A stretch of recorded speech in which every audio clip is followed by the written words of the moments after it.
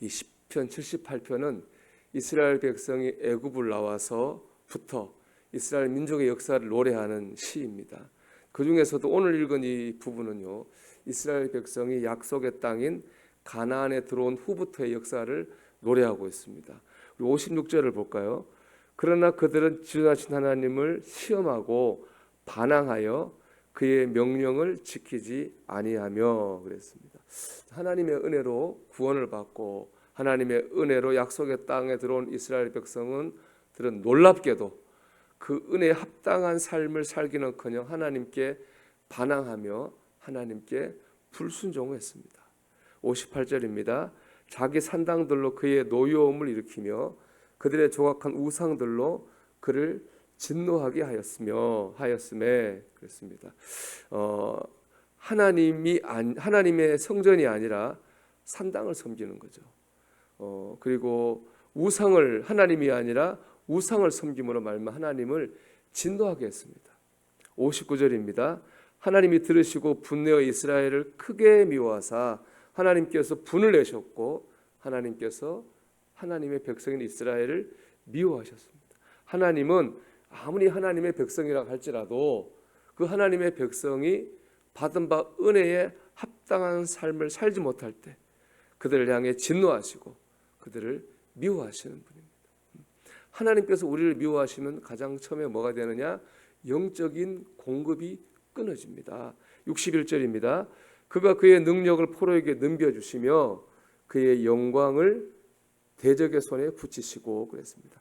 여기 보면 그의 능력을 포로에게 넘겨주셨다. 그의 영광을 대적의 손에 붙이셨다 그랬거든요. 여기서 말하는 그의 능력, 그의 영광은 다른 게 아니라 바로 언약궤를 말하는 겁니다. 언약궤는 모세가 하나님께 받은 그 십계명 돌판을 넣은 상자입니다. 이 언약궤는 하나님의 임재를 상징하고요. 오늘 61절 말씀으로 하면 그의 능력, 그의 영광을 의미하는 거예요. 하나님의 능력, 하나님의 영광을 의미하는 것이 바로 이 언약궤거든요. 이스라엘 백성이 언약궤를 가지고 블레셋과 전쟁하러 나갔습니다. 언약궤가 신통한 성물이니까 그 신통력을 힘입어가지고 이기려고 그거 가지고 전쟁하러 나갔거든요. 그런데 졌습니다. 진 정도가 아니라 심지어 언약궤를 블레셋 사람들에게 빼앗기고 말았어요. 그러면 이 언약궤가 아무 힘이나 능력이 없다는 말이냐 하면 전혀 그렇지 않아요. 블레셋 사람들이 언약궤를 빼앗았잖아요. 그 언약궤를 아스돗에 있는 다곤 신전, 그들이 섬기는 최고 신이죠. 다곤 신전의 언약궤를 갖다 놨어요. 그 다음날 하루가 지났는데 보니까 다곤 신의 신상에 목이 잘리고 팔이 잘리고 몸통만 있는데 쓰러져 있는 거예요. 그리고 아스돗에 독한 종기가 퍼지기 시작했어요. 깜짝 놀란 그들은 그 언약궤를 이번에는 수도 가드로 옮깁니다. 그 가드에서도 독한 독종이 퍼져 나가기 시작했습니다. 그래서 그들은 할 수 없이 자기들 발로 언약궤를 이스라엘 땅에다가 옮겨 놓았습니다. 언약궤는 능력이 있습니다. 문제는 이스라엘 백성이 하나님을 믿는 자세죠. 여러분, 예배에는 능력이 있습니다. 말씀과 기도와 찬양에는 능력이 있습니다. 문제는 그 예배를 드리고 말씀을 읽고 기도하고 찬양하는 사람들의 마음과 믿음이 문제인 것입니다. 겉으로는 예배하고 말씀을 들으면서도 순종하지 않고 마음과 삶을 하나님께 반항하고 우상을 숭배하면요, 말씀과 기도와 찬양을 통해서 하나님께 은혜를 공급받지 못하는 겁니다. 자, 이렇게 하나님께 은혜를 공급받지 못하자 이스라엘 백성들의 삶이 공고해지기 시작했어요. 63절 4절입니다. 그들의 청년은 불에 살라지고 그들의 처녀들은 혼인 노래를 들을 수 없었으며 그들의 제사장들은 칼에 엎드러지고 그들의 과부들은 애곡도 하지 못하였도다 그랬습니다. 삶이 비참해졌죠. 이스라엘 백성은 하나님의 백성입니다. 약속의 땅은 하나님이 축복으로 주신 땅입니다. 그런데 하나님의 백성이 하나님의 땅에서 은혜를 공급받지 못한 거죠. 하나님의 백성인 우리가 신앙생활을 통해서 은혜를 공급받지 못한다고 하는 것과 똑같은 거예요. 얼마나 안타까운 일입니까? 하나님 믿는 사람이 하나님 믿는 신앙생활을 통해서 은혜를 공급받아야 되잖아요.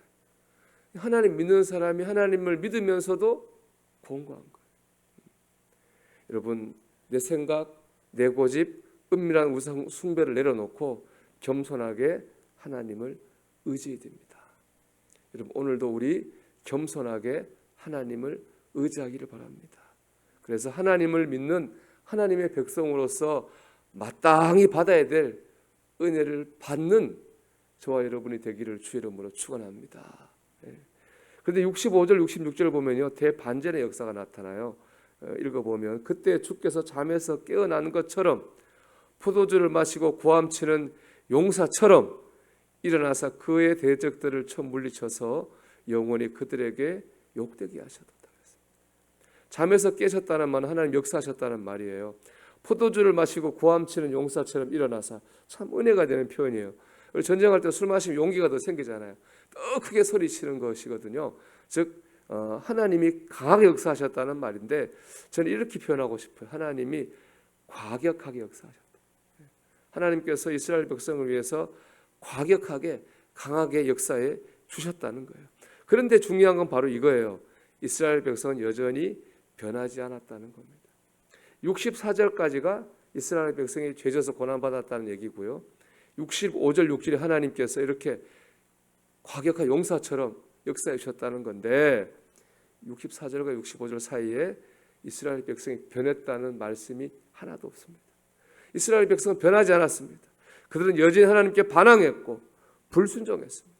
그럼에도 불구하고 하나님은 이스라엘을 위해서 일어나셨고 역사하셨습니다. 사랑 때문입니다. 이스라엘이 변하지 않았지만은 하나님은 그런 이스라엘 백성까지도 사랑해 주신 것입니다. 우리가 변하지 않고 여전히 하나님의 마음을 아프게 해드림에도 불구하고 하나님 우리를 사랑하십니다. 그 사랑 때문에 우리를 구원하시고 지키시고 인도하시는 겁니다. 그 증거가 바로 십자가잖아요. 우리가 아직 죄인 되었을 때 그리스도께서 우리를 위해 죽으심으로 하나님께서 우리에 대한 사랑을 확증하셨느니라. 우리가 아직 죄인 되었을 때.